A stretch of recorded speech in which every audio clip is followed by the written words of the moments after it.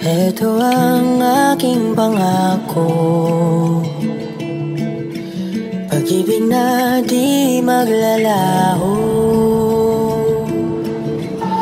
To be patient, to be kind and to be true, to love and to be loved by you.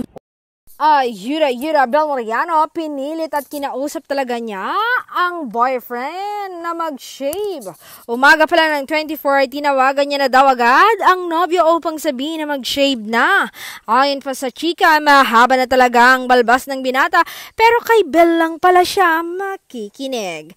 Hay, magjowa coded yarn o mag-asawa coded yarn?